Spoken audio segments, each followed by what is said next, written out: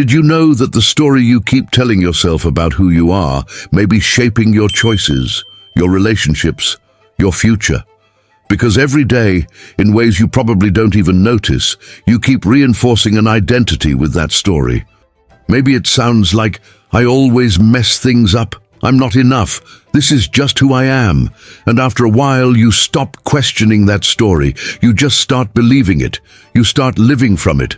And that's the scary part. Because we're all born with so much potential inside us, but somewhere along the way, a lot of us lose touch with it. And just because you've lost touch with it doesn't mean it was never there. A lot of people are still seeing themselves through painful things that happened years ago. Maybe it was rejection. Maybe it was failing at something that really mattered to them. Maybe it was a season when they felt stuck and started doubting themselves more than they realized. So without even noticing it, they keep repeating the same lines in their head, treating those moments as proof of who they are, instead of something they simply went through. And after a while, it doesn't just sound familiar, it starts to feel true. But what if it isn't? What if it's just a story you've told yourself so many times that it started to feel real? Here's the good news. That story can be questioned, and it can be changed. You are not stuck with the same inner script just because it feels familiar. You can see yourself differently. You can break old patterns. And once that shift begins, it can change the way you think, speak, choose, and live. So here's an important question to sit with for a moment. Does the story you tell yourself help you grow and move forward in life, or does it hold you back from becoming the person you're capable of being? To help you answer that, I want to share 8 powerful tips that can help you notice the story you've been telling yourself and start changing it. Tip number 1, pay attention to the story you keep telling yourself. A lot of us don't even realize how much the story in our head affects the way we live. You can look fine on the outside, show up, do what you need to do, and still be living under a quiet story that says, I'll probably ruin it anyway. People like me don't really change, or this is probably as good as it gets. And when that story keeps repeating in the background, it starts shaping everything, how you handle setbacks, what you expect from life, and how much you believe you're capable of. That's why words you keep repeating to yourself matters more than people think. For example, if you keep telling yourself you're bad at speaking up, you might stay quiet in meetings, avoid hard conversations, and then take that silence as proof that the story is true. That's how an old thought, when repeated often enough, can reinforce an unhelpful belief and turn into a real-life pattern. So one of the first things you need to do is start noticing the script that's already running in your head. Because you can't change a story you're not aware you're telling. And once you start noticing it, you may realize the bigger issue isn't just the story itself. It's how harsh you've been in the way you see yourself. Tip number 2, notice how harshly you talk to yourself. A lot of people are much harder on themselves than they would ever be with a friend. You can be patient, kind, and encouraging with a friend who's struggling, but the second you make a mistake, your inner voice changes. Suddenly, there's no grace, no perspective, no room to be human. And it's really hard to build confidence when your own inner voice is constantly tearing you down. Sometimes the real problem isn't that you lack ability. It's that you've gotten so used to criticizing yourself that it feels normal. You downplay what you do well, obsess over what went wrong, and act like one awkward moment says everything about who you are. But it doesn't. A simple way to interrupt that pattern is to ask yourself, what would I say to someone I love if they were in my position right now? That question can change a lot, because growth usually comes from honesty with compassion, not shame disguised as self-improvement. And once you start softening that inner voice, you may notice something else. Part of the reason you're so hard on yourself is that you're still seeing yourself through an outdated version of who you are. Tip number 3. Stop living from an outdated version of yourself. A lot of people are living from a version of themselves that was shaped years ago and never properly updated. Maybe that old version of you was shaped by rejection, failure, heartbreak, childhood pain, or a time when you were just trying to survive. The problem is, that version can stay in charge long after your life has changed. So even when you've grown, healed, learned, and become more capable, you can still move through life like you're the same scared or uncertain person you used to be. You get praised at work, but still feel like you're not good enough. You enter a healthy relationship, but still expect rejection. You've changed, but your inner story hasn't caught up yet. That's why one powerful question to ask yourself is, what do I still believe about myself that may have been true once, but isn't true anymore? That question alone can be eye-opening, because growth often means realizing you don't have to keep walking into every new relationship, decision, or opportunity as if you're still the same person who got hurt years ago. This is a new experience, not the same moment repeated. And it doesn't have to end the way it did before. Tip number 4, stop defining yourself by your worst moment.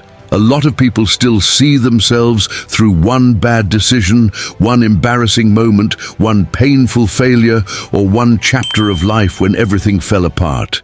It's like the mind takes that memory, frames it, and hangs it right in the center of your identity.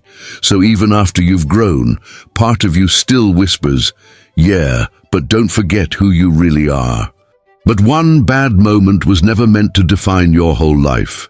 Everyone has done things they regret. Everyone has had moments where they were overwhelmed, immature, hurt, or just not at their best. That doesn't mean that moment gets to become your identity. A helpful step here is to write down one moment you still feel ashamed of, and then write this underneath it. This is something I went through. It is not the full truth of who I am. It may sound simple, but it can be really powerful. Because a lot of people aren't just holding on to what happened, they're holding on to what they began to believe about themselves because of it.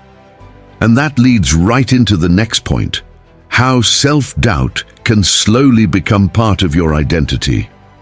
Tip number 5, catch self-doubt before it becomes your identity. Self-doubt usually doesn't show up all at once. It starts small. A hesitation here, a second guessing there, a habit of holding back just in case things go wrong. At first, it just feels like a passing thought or feeling. But when it keeps showing up over and over, it can start sounding less like a temporary struggle and more like who you are. That's how thoughts like, "I'm not sure I can do this," slowly turn into, "I'm just not confident," or "I'm the kind of person who always struggles." And once that happens, you start building your life around the doubt. You avoid opportunities you're more ready for than you think. You stay quiet when you have something valuable to say. You start living below what you're actually capable of. One of the best things you can do is catch the sentence while it's forming. When your mind says, "This is just who I am," try changing it to, "This is something I'm experiencing right now." That small shift creates space between you and the story. And once you create that space, you can start questioning the labels you've been carrying for years. Tip number 6, question the labels you keep using for yourself. A lot of people are still holding on to labels they picked up years ago. "I'm just not confident. I'm awkward. I'm too sensitive. I'm not that kind of person." Maybe those labels felt true at one point, but people change, and sometimes the label stays long after you've outgrown it. So try this. Write down 3 labels you've used for yourself for years and ask, is this still true today, or is this just familiar? That question can be surprisingly freeing because people tend to live up to the labels they repeat. And once those old labels start falling away, you start noticing something else that's been shaping your identity in the background: comparison. Tip number 7, stop comparing your life to everyone else's. Comparison has a quiet way of making you forget who you are. One minute you're living your life, doing your best, and the next you're looking at someone else and feeling like you're falling behind. Their life looks better, their progress looks faster, their path looks clearer, and before you know it, you start questioning your own. And let's be honest, that happens all the time now. You scroll for a few minutes, see someone doing well, and suddenly you're questioning everything. Why am I not there yet? Why don't I have that? Why does it seem so easy for them and so hard for me? But comparison almost never tells the full story. And most of the time, it's not even a fair comparison. You're comparing your real life to a small piece of someone else's. Their story is different, their timing is different, their path is different. It's not even an apples to apples comparison. So when comparison shows up, try asking yourself, how am I doing today compared to who I was a while ago? Have I grown? Have I learned? Am I handling things better than I used to?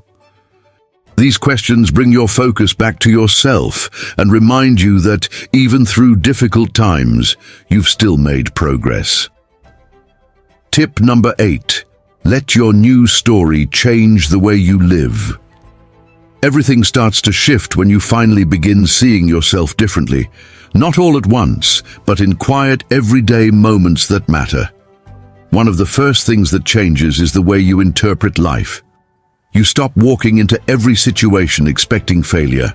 You stop assuming you're the problem in every room. You stop treating every hard moment like proof that you're not enough. Even a small shift in language can change a lot. Instead of saying, I'm not good at this, you start saying, I'm still learning this. That sounds simple, but it changes how you show up. You become more open, more grounded, and more at peace because you're no longer fighting to protect an identity built on fear. You start making choices from who you are now, not from who you were in pain. And that's when life starts to feel different, because when you change the story you live from, you begin to change the way you live. At some point, you have to decide whether you're going to keep living by an old story or finally start choosing a new one, because nothing changes when you keep seeing yourself through labels, fears, and beliefs that no longer fit who you are. Yes, change can feel uncomfortable, but staying stuck is uncomfortable too, and deep down, you already know how heavy that feels. So maybe the real question is this: how much of your life has been shaped by a version of you that no longer exists? And how different would life feel if you stopped living from fear and started choosing from truth, strength, and self-awareness? These are the kinds of questions that wake you up, the kinds of questions that can change your life if you're honest enough to face them. So don't just hear this and move on. Let this be the moment you start paying attention to the story you've been living from and become more intentional about the one you want to live by. And if this message spoke to you, watch Detach from Control and reclaim your peace next. So much pain comes from trying to control things you were never meant to control. And when that need for control takes over, it can start shaping the story you tell yourself in ways you don't even realize. You'll see that video on the end screen. And if you want more content like this, subscribe and turn on notifications. Sometimes, one new insight can be enough to start changing it.